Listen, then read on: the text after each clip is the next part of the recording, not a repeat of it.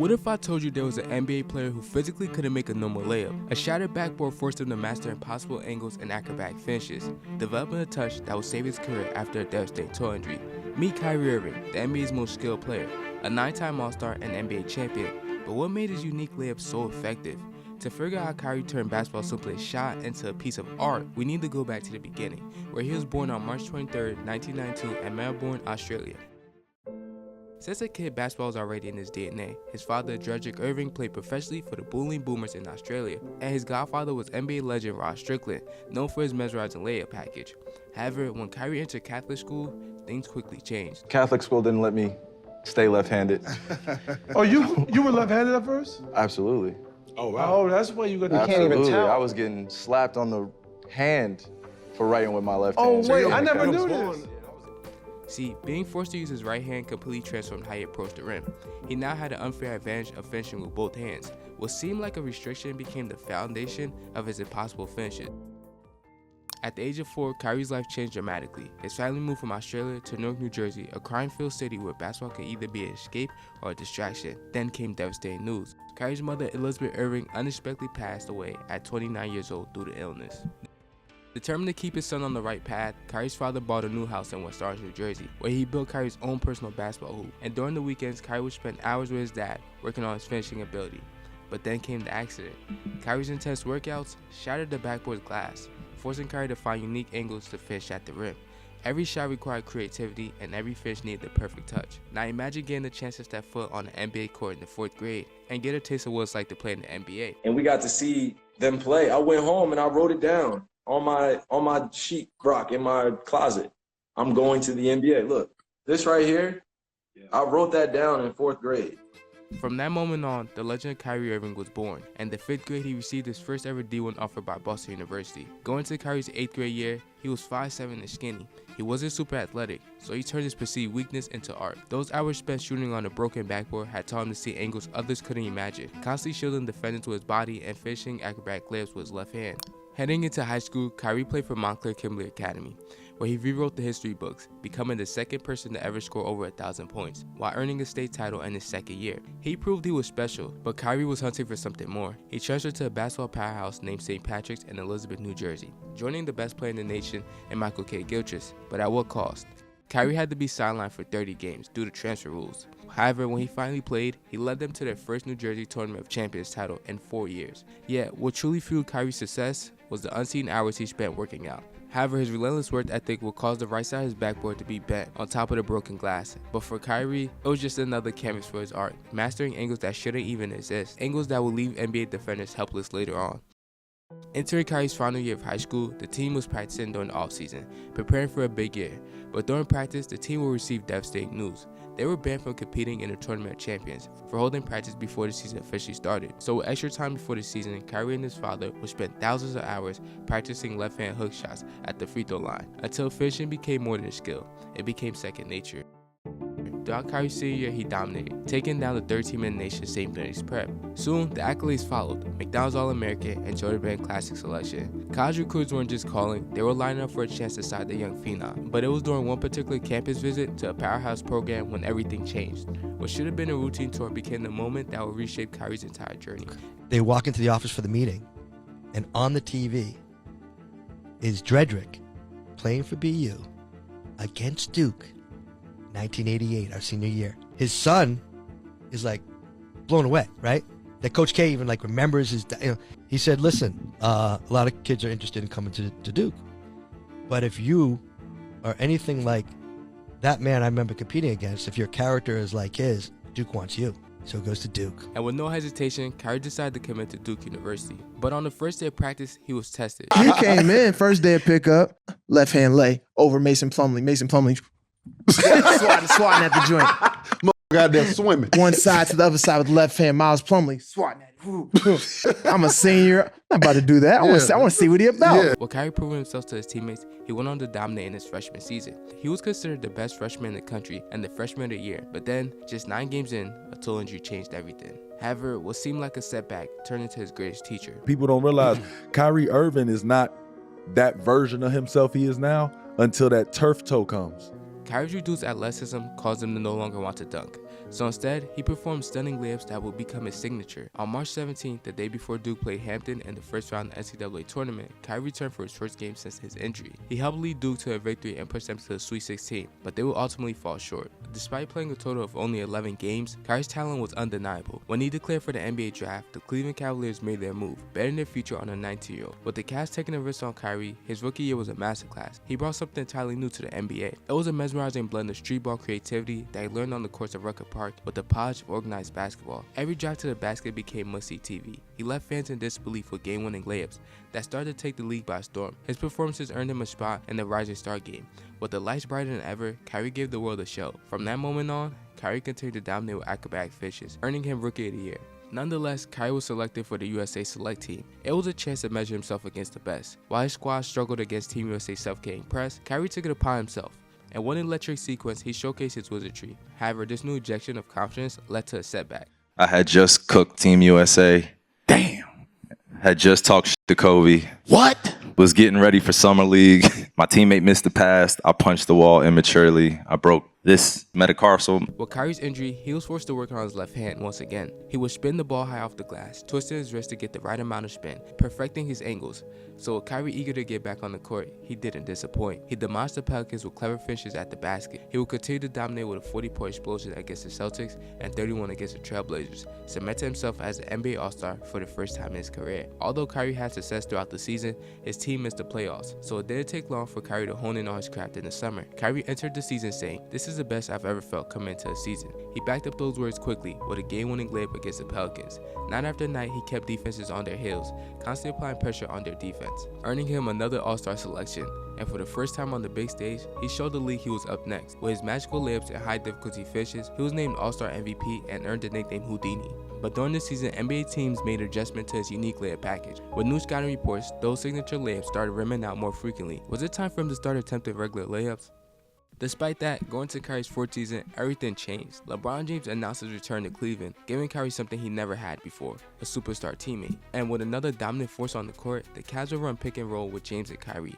Their pick and roll chemistry unlocked new dimensions in Kyrie's game, particularly in the game against the San Antonio Spurs. He made their defense look silly, with drill moves and finishes at the rim that you just had to see live.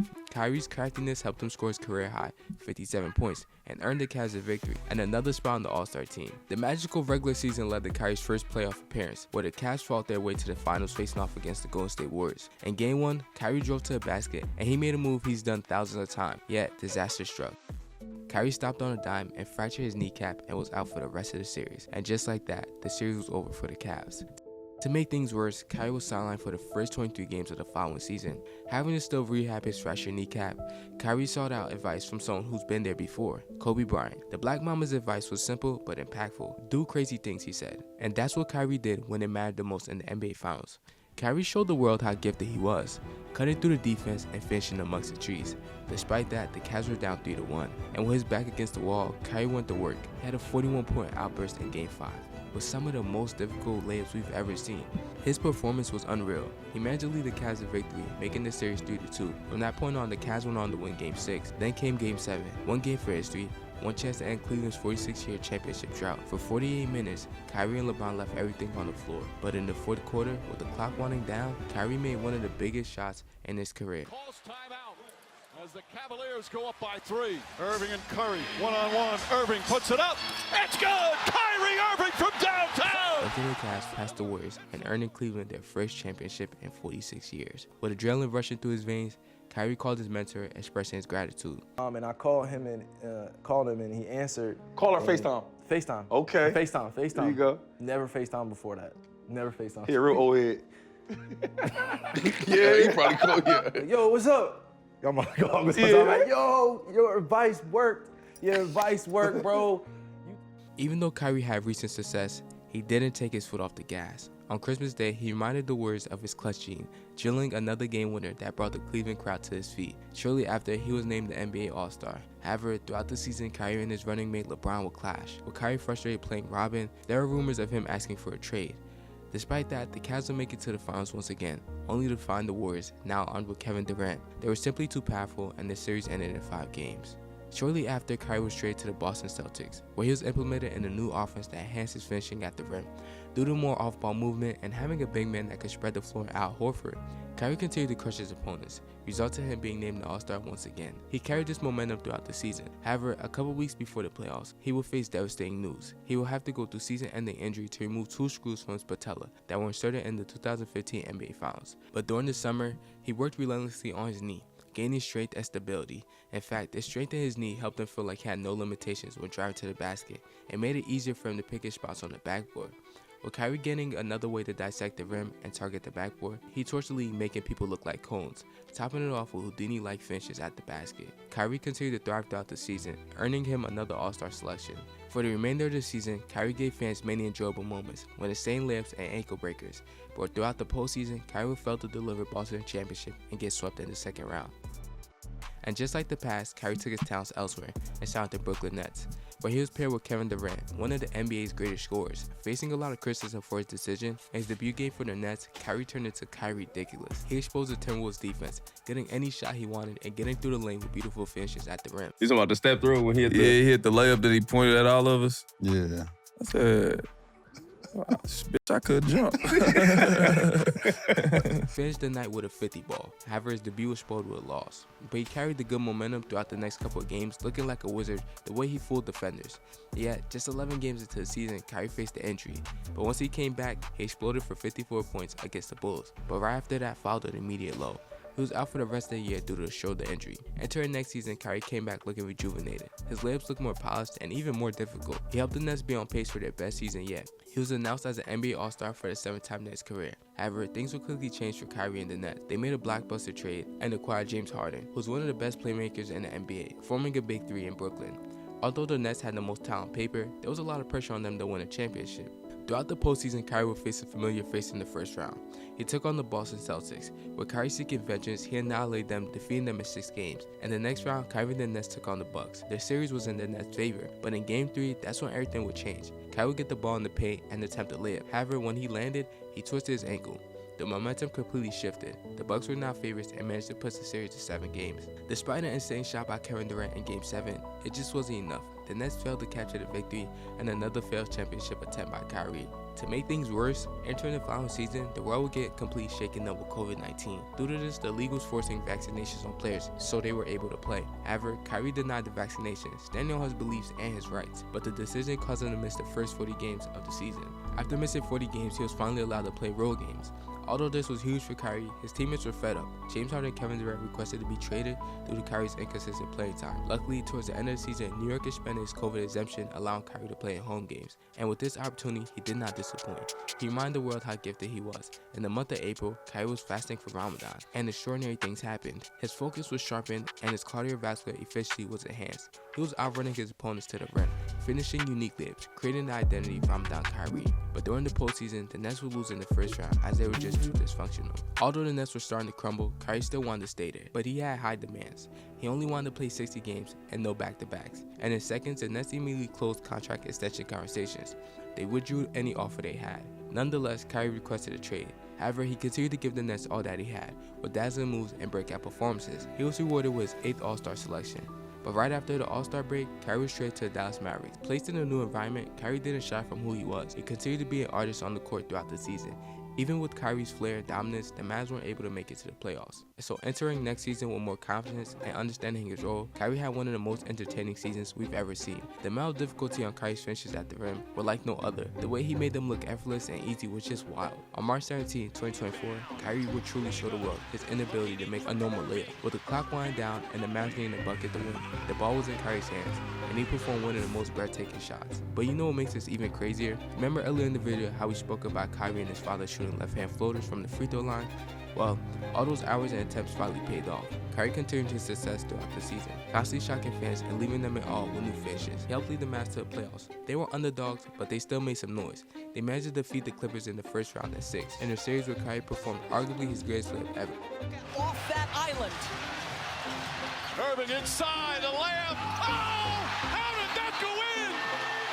Right after that, they took down the number 1 seed Oklahoma City Thunders at 6. In their next matchup against the Minnesota Timberwolves, Anthony Edwards decided to challenge Kyrie on national TV. Early thoughts on playing the Mavs? It's gonna be fun, man. You know, my matchup gonna be Kyrie, so that's gonna be fun. We're gonna see what I can do versus him. And as they say, let the games begin. And Kyrie torched them, showing his all-around game. What he does may look simple and poetic, but he's truly one of the hardest to guard. Yeah, I should have left Kyrie alone by saying that right after being dog tired fighting back from a Game 7. I wish I could go back and take that back. Yeah, I think Ant learned his lesson.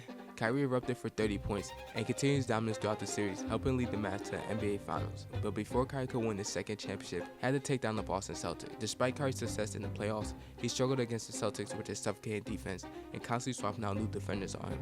His offensive abilities were minimized. Kyrie and the Mavs were just outplayed by the Celtics, losing the series in 5 games. Even with a failed attempt at a championship, Kyrie has made a name for himself with his insane handles and mind-blowing layups. He's given fans memorable moments and inspired many to attempt some of his most iconic layups. But isn't it crazy that he managed to accomplish all these things simply because of a bent and broken backboard that physically forced him to make difficult layups? I mean, could you imagine being able to make some of these layups only if your backboard had just bent just a little bit? If you liked this video, please like, comment, and subscribe. Peace.